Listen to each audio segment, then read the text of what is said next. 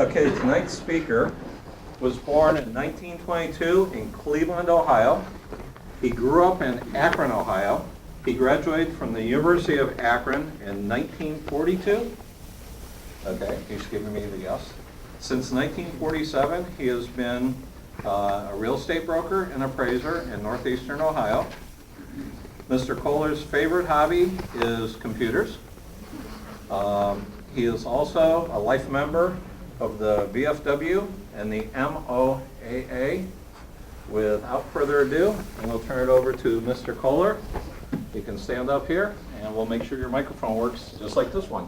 Okay. Go ahead and say something. I have been asked to say something so that my microphone can be checked. How am I doing? Thank you.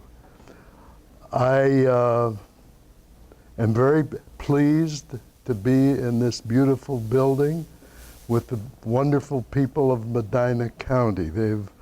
In my real estate career, they've also always been favorites of mine. I have to take you back to a different country.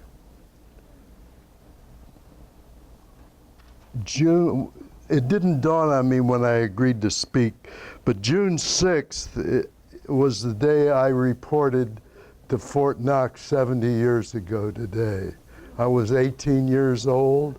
It was the mechanized cavalry at that time. They didn't have any mechanized stuff. They had a few mechanized items, tanks and artillery, but they had trucks and jeeps with signs on them because Congress would not vote money to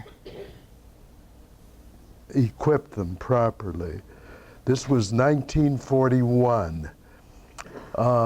You had to be at that time in that country. Does anybody want me to name it? The United States of America. Said you had to be 21 to serve in the military. And there was a draft on, and Congress was talking about it, not extending the draft. Meanwhile, England was taking on the Nazis in Germany by themselves because France had just been defeated, and Japan was running roughshod in the Pacific and committing mayhem in China. I don't want to get into that too much, but it was an entirely different world than you would like to think it was. I reported it at Fort Knox. I was assigned to the 13th Mechanized Cavalry Division. I was there because I had just completed my junior year at ROTC at the University of Akron, and I was there for a 6-week summer training. While I was there, I learned all of the weapons, both cavalry and infantry, 37 millimeter cannon, rifle. I can still remember the rifle range. I got to be an expert on the rifle and the pistol. I don't know really how. I had never shot a weapon before, but I just took to it. Probably because I liked the military, and I'm going to tell you why in a moment. When I can remember the smell of the hot Kentucky clay in those very hot months of June 1941, especially when I was shooting in the prone position.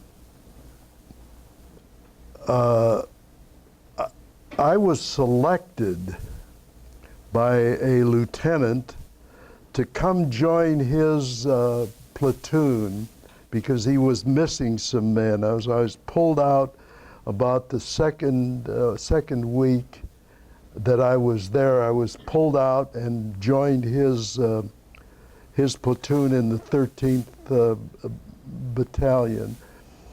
At that time, they were giving a ribbon called the American Defense Ribbon. And he dutifully included my name on that list that he sent in along with the rest of the people. To get the American Defense Ribbon, you had to be a member of the Army, U.S. Army, before December 7th, 1941. Now, I'm going to tell you that I was not a member of the Army, although I got Army, they did pay me for my service. I got $21 a month, which helped pay my way through the university. And I have tried for quite often to get that removed because I don't think I really deserved it. I wasn't in the Army. I was in the unit, I worked with them, did whatever he asked me to do, but I do have in my papers the American Defense Ribbon, and since I tried so hard to get rid of it and they wouldn't let me, I kept it. So if you see me on, I think at that time I was the youngest person on the military base. Anyhow, I completed my training there, went back, finished the 4th year at the university.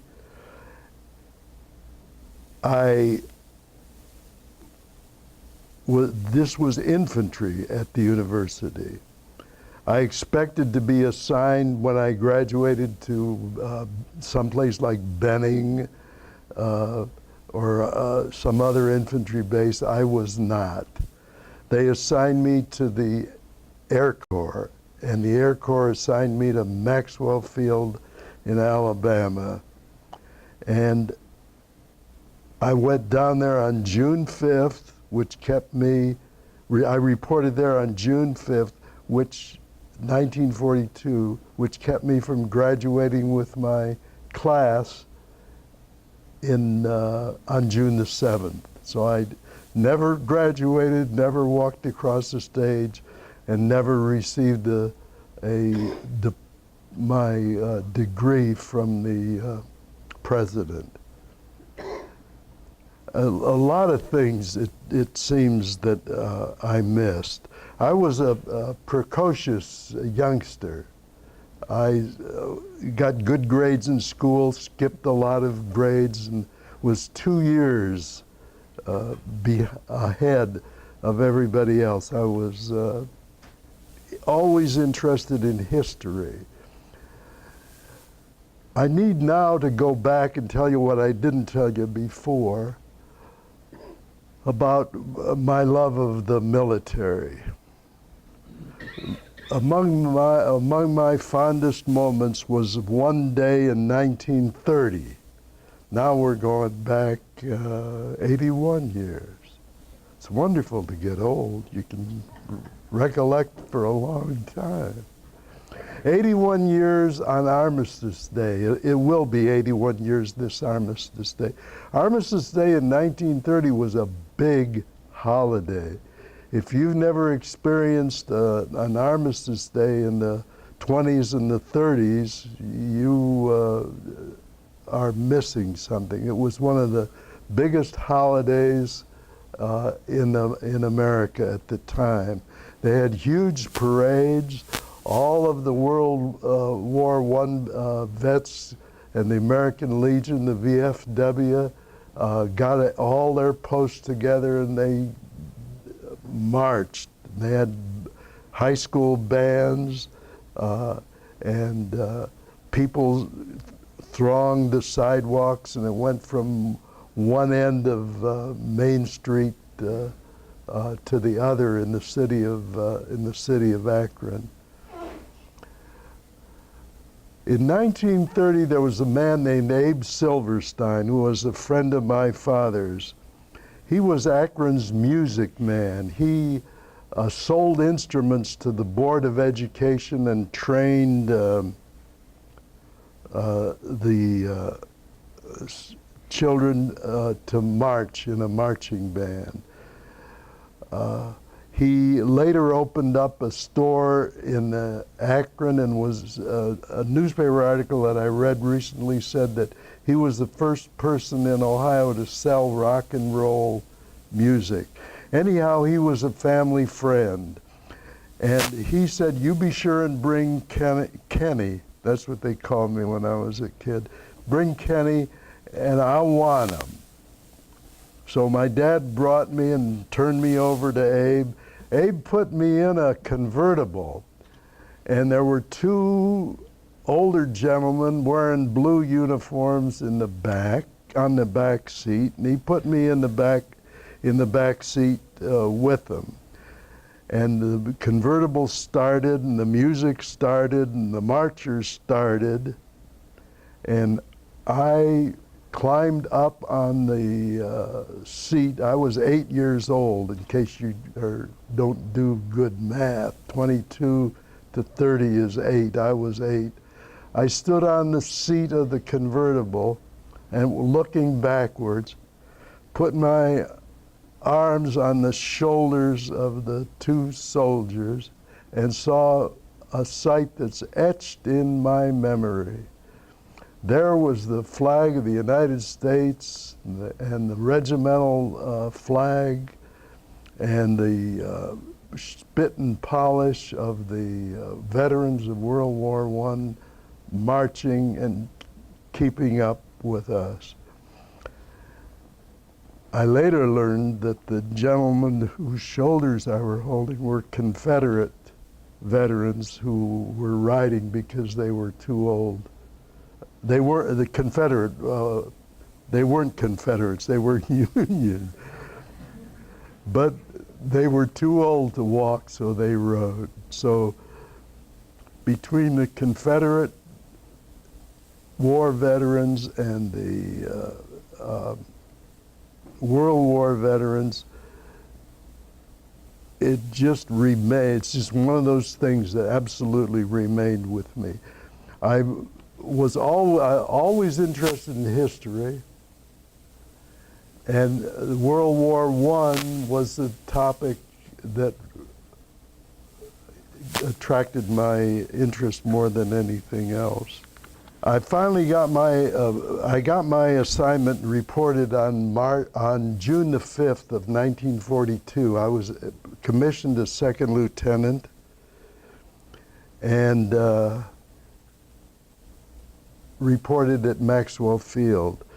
Maxwell Field, of course, is in Montgomery, Alabama, and I have to tell you, in June of 1942, they were still fighting the Civil War, and they were anxious there to show. It was the people that lived in Montgomery had all lived there for many, many years, and many of them had had relatives and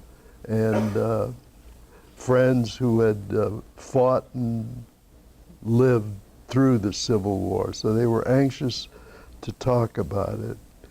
Not only was the town 50 years behind time, but Maxwell Field was the pre-flight training center for pilots.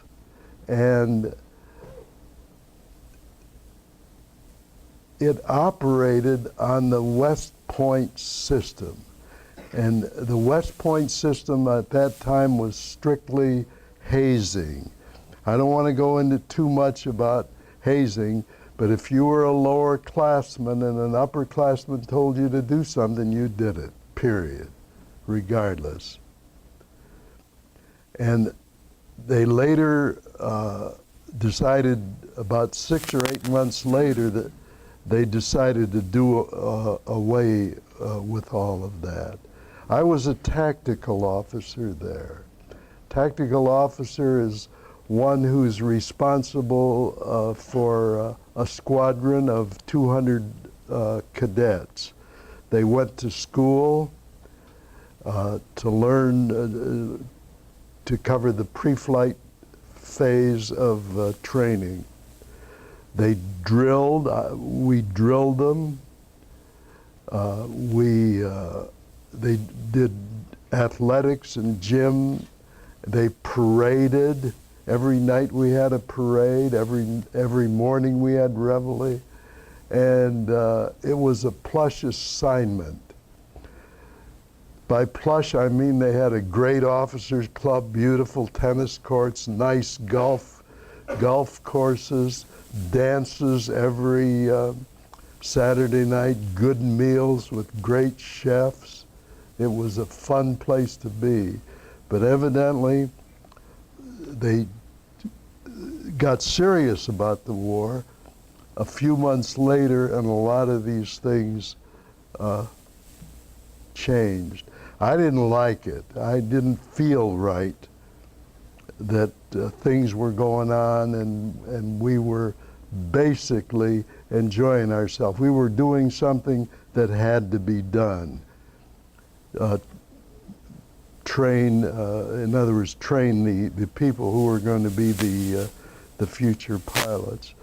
6 months after I was there, there was an opening and I got assigned to the glider detachment in Mobile, Alabama. They were just starting to consider the use of gliders as a troop carrier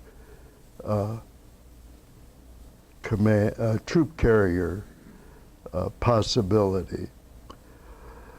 The post was in Mobile Bay on an island called Bates Island. It was called Bates Field. If you go to Mobile now, you will find the name Bates is like the name Goodyear in Akron or Root in Medina. It's the name to have. My wife and I were in Mobile last year, and I wanted to find out a little bit more about whatever happened to Bates Island. So I went to the library and I asked to see the newspapers for 42 and 43. And they told me that we keep those in the genealogical area. And we have some expert librarians there, and I'm sure they'll find you anything you want. I went there, and the librarian looked and looked and looked, and there was no reference to Bates Field in Mobile, Alabama. And the only thing that she could do, she told me, she said, you know, there were a lot of secrets in those days. She says, maybe they didn't want it in the newspapers. Maybe they had some kind of agreement. So I nodded. I can't prove that I was ever at Bates Field because the orders that sent me there were destroyed in a fire in St. Louis in the 70s. But I know I was there. And if you go back to Mobile and you ask for Bates Field, you'll find that's the name of the international airport there, which is not on an island. The other interesting thing about Bates Field, you're going to see I've got witnesses that I was there. I forgot about that. It was part of my duty and privilege as these people came in for training. They had finished their pre-flight training, and there we were doing training in gliders, first in two-place gliders, then in the bigger gliders. We used tow planes, towed two gliders behind. When they got up to altitude, they were cut off. They could either be cut off from the glider or from the tow plane, and then the gliders would go about their assigned duties and tasks and come back and land. But these pilots came to me as staff sergeants. And it was as I was going to tell you, it was my privilege to promote them to flight officers in the Air Corps. I don't know whether any of you have ever seen a flight officer's badge. It's like a warrant officer's, except instead of being reddish brown, it's blue with a gold stripe in the middle. They wore it on their shoulders. They received warrant officers' pay, and they were very happy wearing those into town on Saturday night. While I was there, I decided that there was something that I could do to get out of the how shall I say, the continual supervising people who were going to fight, going to do war. I was going to go to flight school. I was going to become a pilot. So I signed the necessary papers and went to the classification center, and I found out that I couldn't because my depth perception was bad. The doctor told me, he says, you'll land an airplane and you'll be 15 feet from the ground. So we don't want you.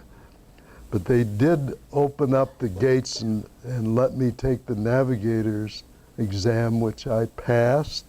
And I started the flight school at Selman Field in Louisiana. And it was in Monroe, Louisiana. It was all business there. We got up early in the morning, we stayed up late at night, and we learned about navigation.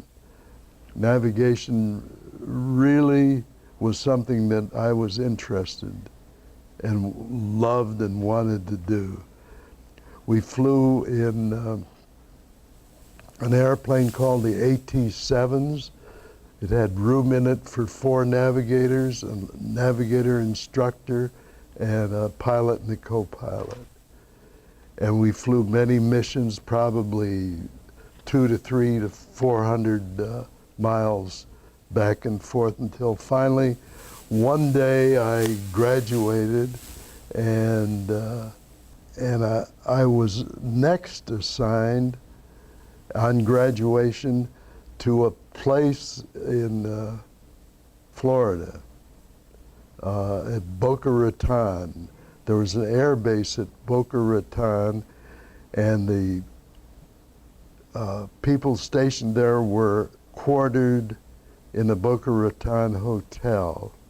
I don't know how many of you have ever been to Boca Raton or seen the Boca Raton Hotel. It's still there. It was a palace then, it's a palace now. We were treated like princes, royal princes, while we were there. They kept the chefs at the hotel, they kept the maids at the hotel. Everything was just like it was before the Army took it over. While we were there, we flew B-24s and B-17s out into the Atlantic Ocean, past the Bahamas, and down to San Salvador and out toward what they now call the Bermuda Triangle. The flights usually were anywhere from 400 to 500 knots long. And we were there looking for German submarines, but of course by then they had other things on their mind and they weren't there. While there, I did see a B-32, which was a forerunner of the B-29. These are all propeller planes, mind you. Now, I did see a B-32. I never rode in one. I don't know, I never met anybody who did ride in one. While we were there, I learned radar. That was one of the reasons we went there. They taught us radar there, and they taught us in-flight maintenance of radar.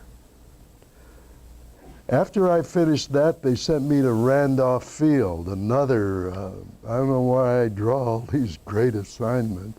That was a permanent base, a really beautiful place to be with every facility that you could imagine. And I went there they wanted me to become an instructor. So that's what I was doing at Randolph Field.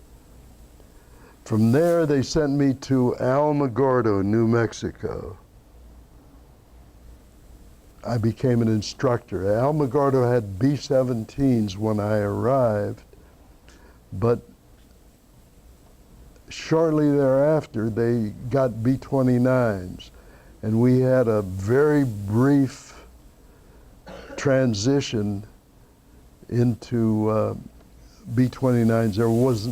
There's not very much difference between navigating a Piper Cub and navigating a B-29, except you can go a lot further in the B-29, and you can climb above the weather and do other things that you can't do in a small plane. But as far as navigation is concerned, it isn't so. While I was in Alamogordo, there's a mission, we flew a mission to Lockburn in Columbus, which I looked forward to, of course, because we had a day where I could spin up to Akron. Did my duty. I got our B-17, which we were flying from New Mexico to Columbus. And when we got here, the Lockburn Air Base was socked in. And they were putting planes in a triple circle, 5 miles out, 10 miles out, and 15 miles out, and telling them, you just go around until we can let you, till we can let you land. Well, we were in in one of those. I really forget which. I had gotten in there. My duty was done. It was up to the pilot to put the plane on the ground. He dutifully obeyed the tower's commands and went around in a circle. And the time passed, and I heard the pilot and the co-pilot talking. They got about a half an hour of gasoline left, in their opinion. And 20 minutes went by, and then 25. The pilot called to the tower and said, I don't think we can handle much more. Can we land? They said, no, we're right down on the ground. So he called, he said, I want to go down to 2,000 feet. because I'm running out of gas. I don't know how pilots know they're running out of gas, but I guess they do. I remember that he went down to 2,000 feet. It was still very much socked in. We went down to 1,000 feet. It was still very much socked in. He went down to 800 feet, still socked in. Now he was sure he was out of gas. He said, boys, I'm going to try to climb to 1,000 feet, and I want you to jump. So the doors were open, the parachutes were on, but he never got up to 1,000 feet. The nose dropped, and we went down. He told us later, at 100 feet, he saw the ground. It was a farmer's field. They had not planted crops yet. The field was plowed. There were no fences on it, nothing to stop him. He landed that B-17 perfectly. It hadn't rained, there was no mud. And it just rolled and finally stopped. We got out and walked away. We called the Lockbourne base. They sent a couple of staff cars for the crew.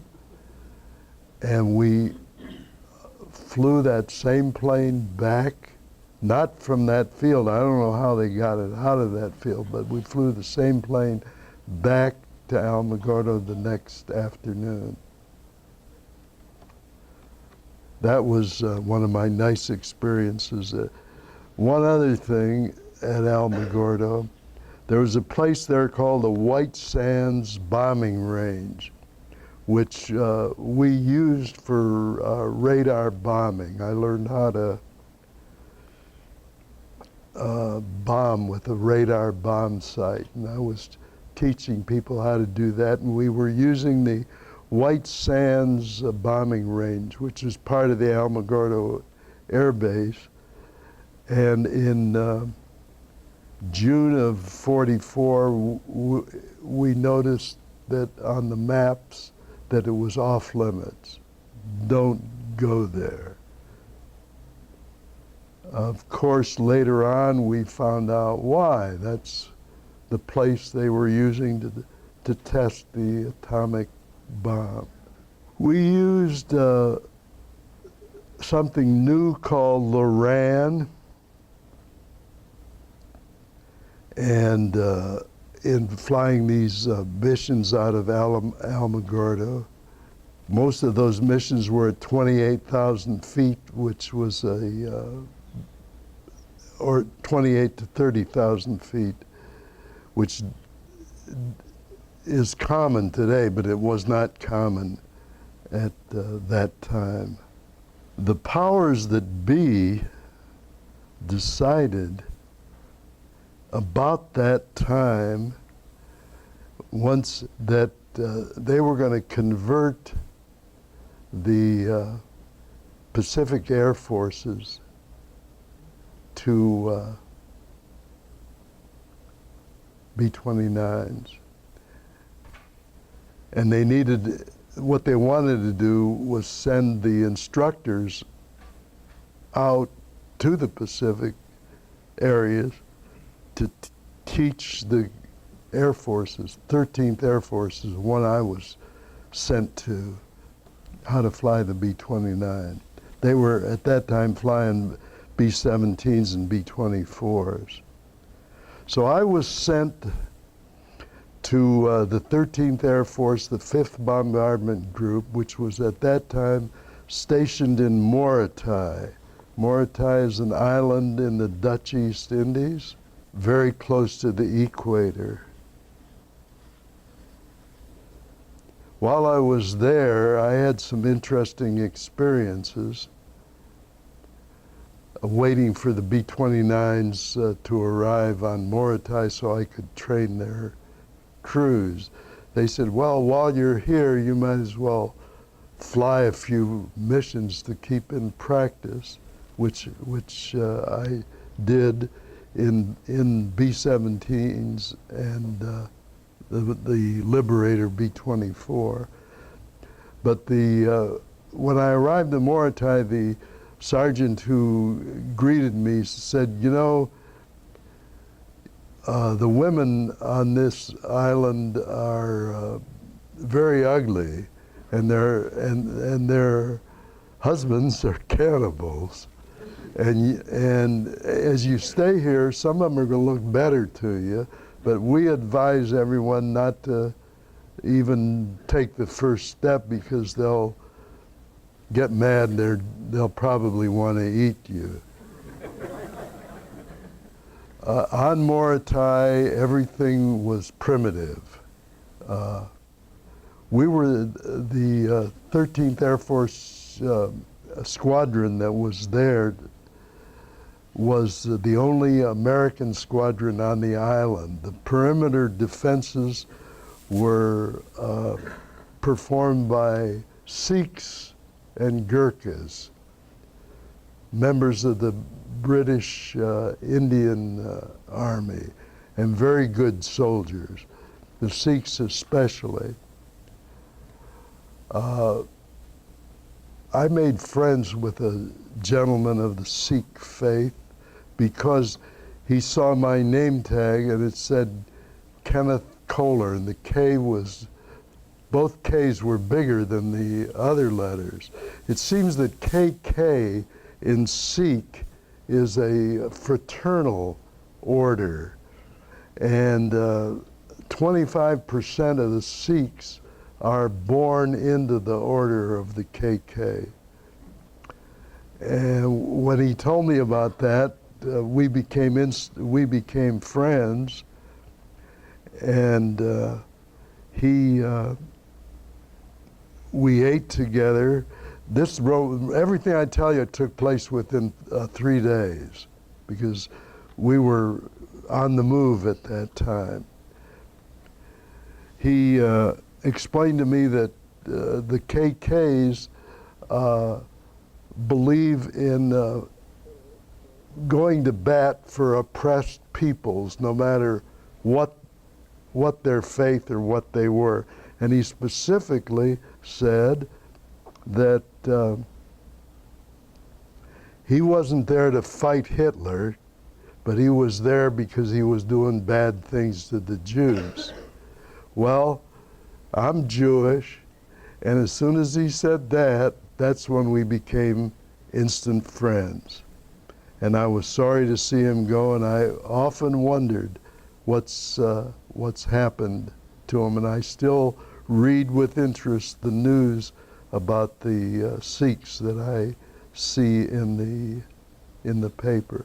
Food there was dehydrated and canned. The open air washrooms, very, very primitive, very much unlike what I was used to in the States. Things were going on in the world at that time.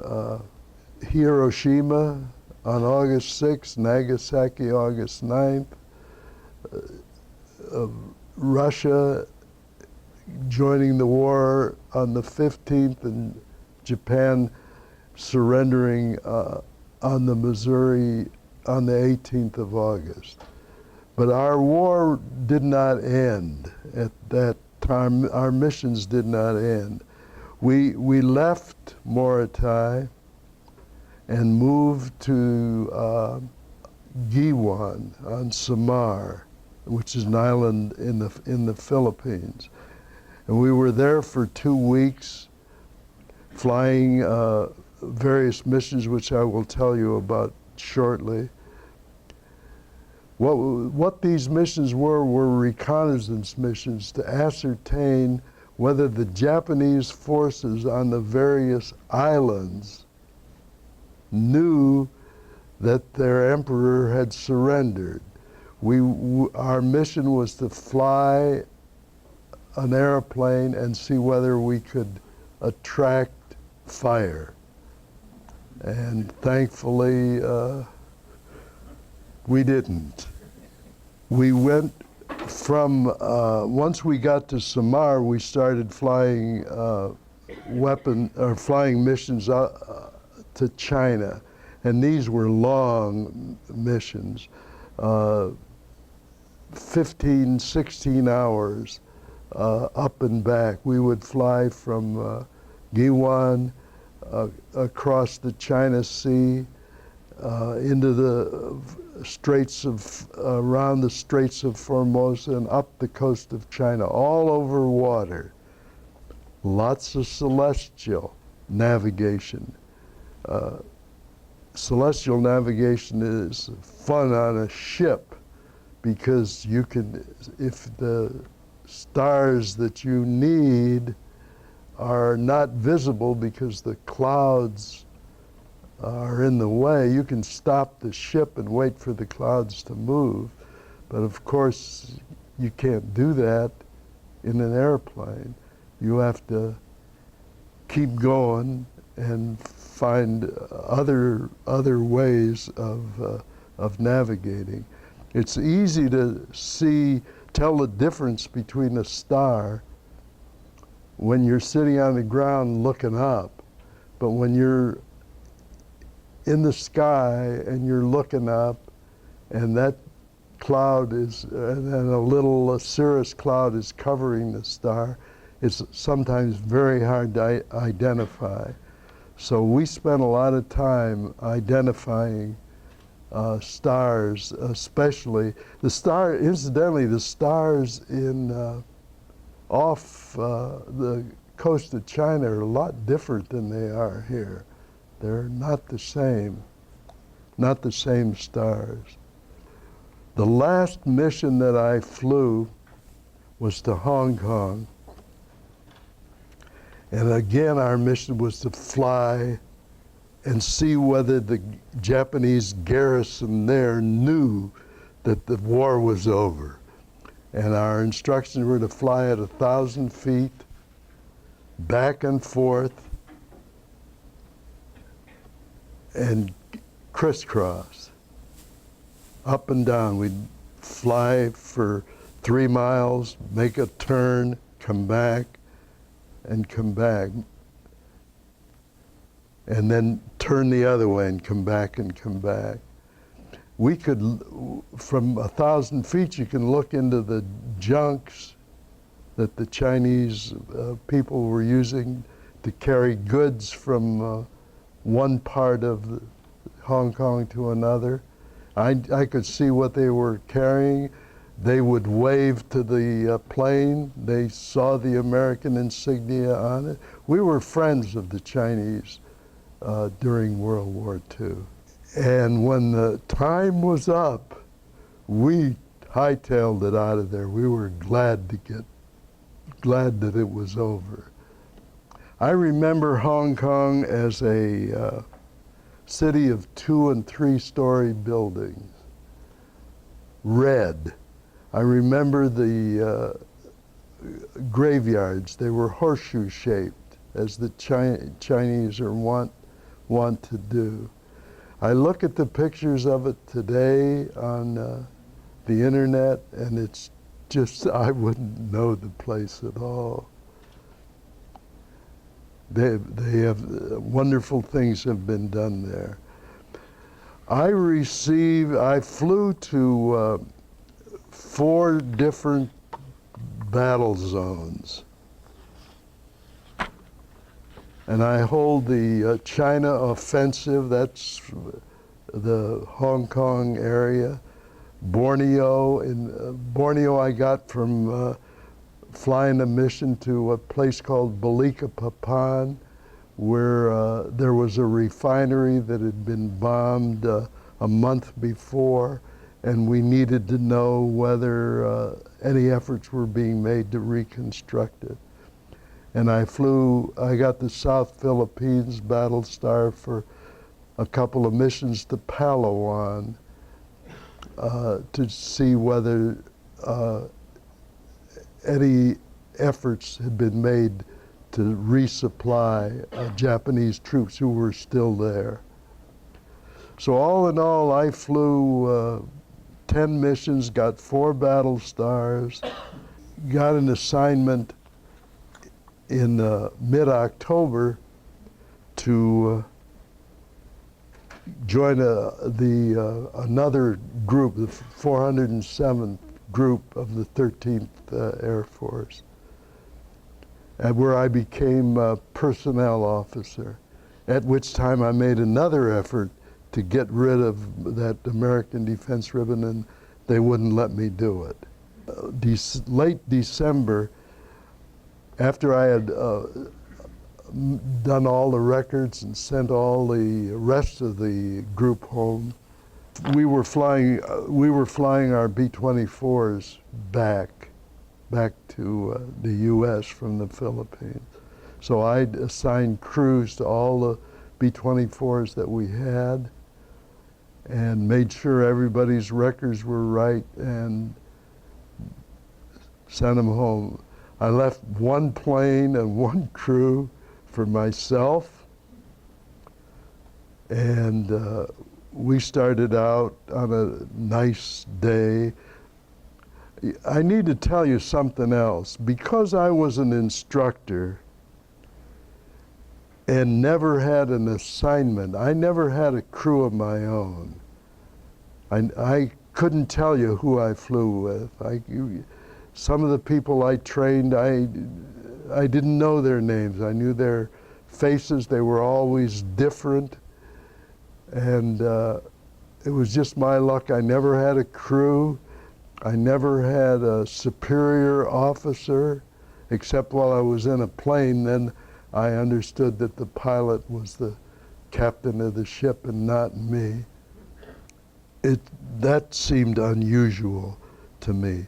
Anyhow, I made up my own crew and set off for the United States. We got to Kwajalein Island very successfully. One nice thing about flying back to the United States, we could use the radio. During the war, we didn't use the radio. Radio navigation was barred.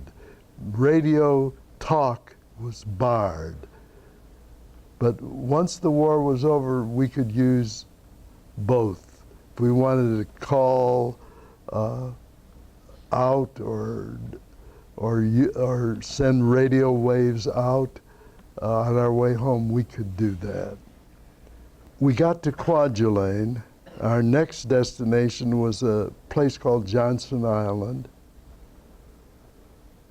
Johnson Island is in the Pacific. It's 1,000 miles west of Hawaii. It's a man-made island under it's a Navy installation.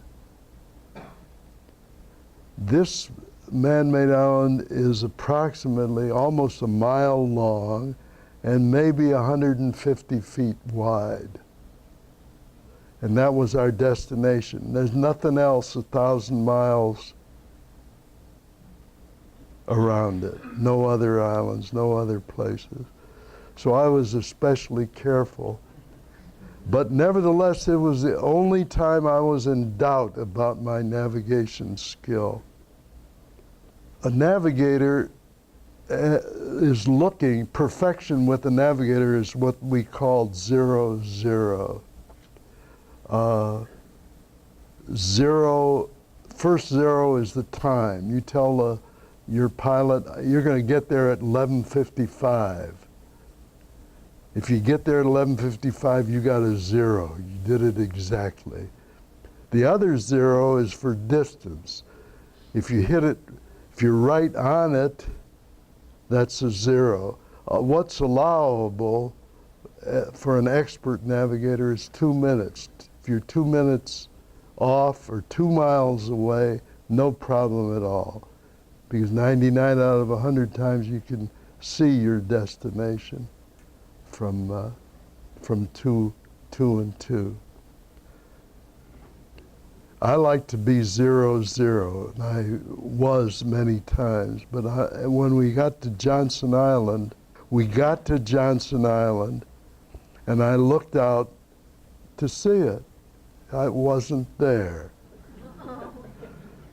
The pilot calls me up to the deck, says, "Where's the place we're going to?" I said, "I don't know." And meanwhile, I'm thinking, what can I do now? How did I screw up? What's going to happen?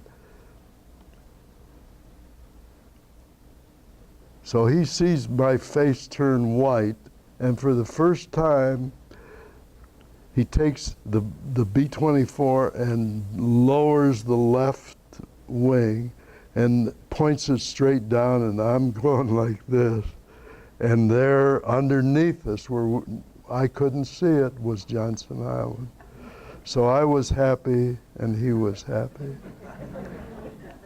I can sum up my military career. I did what they asked me to do. I tried to do a little bit more. I was generally successful in what I did. We won the war, and I went home. And I'm pleased that I'm here to talk to you. And I thank you for your kind attention.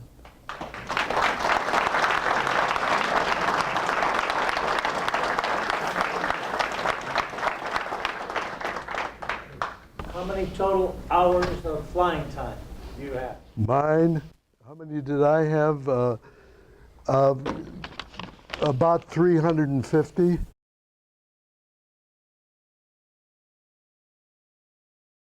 that a lot? Today, no, absolutely not. Then, yes. Then, yes. We stopped in Hawaii, naturally. We stopped at Kwajalein, which I spent the night awake. Is one of the most beautiful places I've ever been. Was the island of Kwajalein. I've brought along some tools of the trade. These are dividers, which is used to measure mileage on a chart. These are the ones that I carried with me on all of my flights from the very first. My introduction to computers occurred at this time. This is called an E6B computer. It's stamped right on it, computer. First time I'd ever heard the word. Basically what this is a slide rule. And it also has a place on it where we completed wind speed and direction. The skill of a navigator is determining the wind speed and the direction it's coming from. That tells you how far you're being blown off course. Here's the dog tag, the only one I've got. It said, the thing on it says I got a tetanus shot in '42. Here's this says pilot's logbook, but it's basically, I used it for my own flights. And I have my ID card, military ID card, with my old officer's number on it. They used to number the officers by the first one was number 1, probably George Washington. And as you got your commission, they gave you the next number. Then they changed the Social Security, and then of course I still have my 13th Air Force insignia. I got one more thing here, which was the watch that I carried with me on all my flights.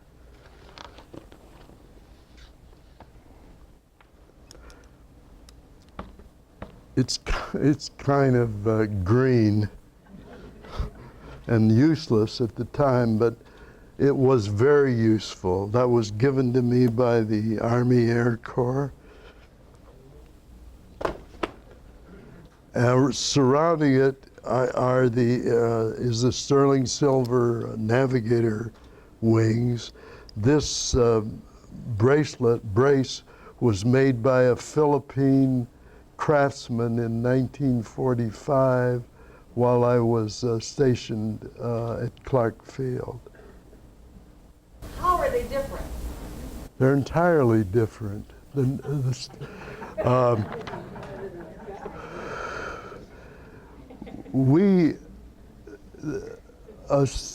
Stars, I'm not an astronomer, I'm a navigator. I take what I can get. But basically, if you look up in the northern sky, you'll see the stars from the horizon, the equator, celestial equator up. If you go to the south, below the equator, every star is different. You can't see the other star. I know I'm not making much sense to you. I wasn't an instructor in astronomy. The different set of stars? Yeah, we can only see, from here, we can only see 1/4 of the stars in the sky. When you flew around the Bermuda Triangle, did you see anything, did you experience anything unusual like gyroscopes? No, did not. I don't think we ever got that far into it, to tell you the truth. And I'm not even sure they called it the Bermuda Triangle at the time. People that you served with? None. None. None. Have you ever? No. Early on, yes, but then we went different ways. I'm a type of person that never looks back. I look forward. I'm anxious to see what's going to happen tomorrow.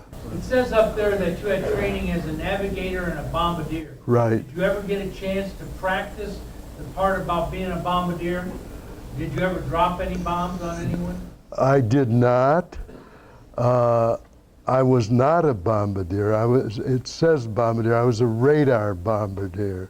We used the radar, which was primarily a navigation weapon and an auxiliary bombardier because it could see through the clouds. I was the instructor in radar, the use of the AQ-13 radar for bombing. It took a lot of skill to do that. Not that I didn't have it, I don't want to tell you that, but I'm not really sure, I don't know whether it was ever used in the Pacific. It was used in Europe, radar bombing a lot. It's not as technical as they have, but when you pulled out the watch, Yes. my dad sold Gruen back then, and he sold something like that. Was that a Gruen by any chance? I don't know. It's too badly, probably, If it says?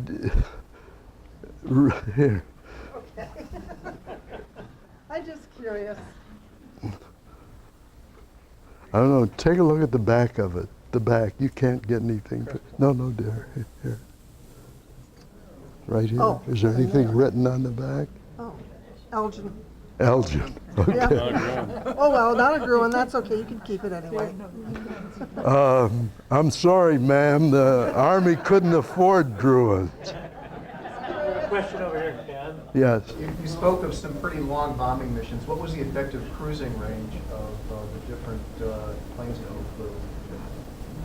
The B-17s and B-24s depended upon how much gasoline they carried. We didn't have wing tanks, and the only way we could carry more gasoline was to reduce the crew. And on some of these flights, we carried 8 instead of the usual 10 people, which gave us approximately 400 more pounds of gasoline. So how far would that take you? We carried, one of the flight crew was a flight engineer, and it was his duty to work out the fuel consumption. I was interested in it. I worked with him, but that was primarily his duty. Typical woman's question. How Yeah. did you meet your wife? How did I meet her? I've forgotten. Where is she? Millie? Stand up, dear. This is my lovely wife, and we've been married 25 years. I have had previous wives, and I forget. But I'm glad I did.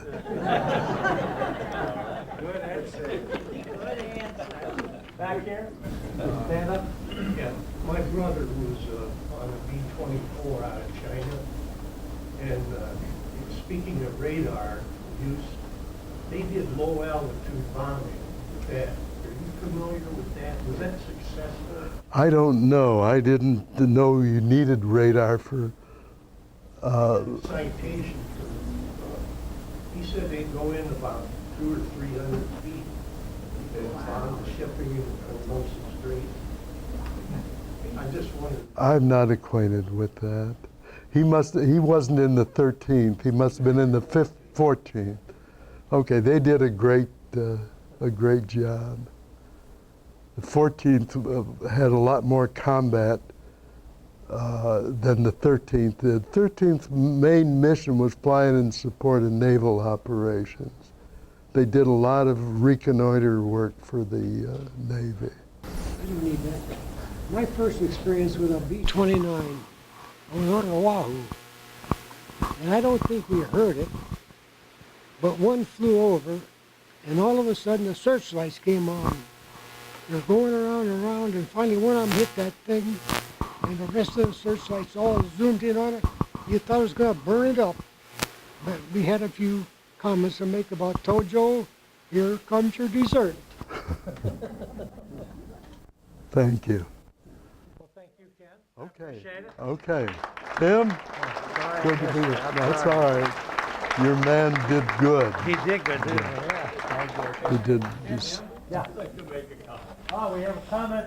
Yeah, I'd just like to for your presentation tonight. I'm a former P-51 pilot. The way you explained going through the training and all that really brought back memories to me. I mean, thank you very much. Good.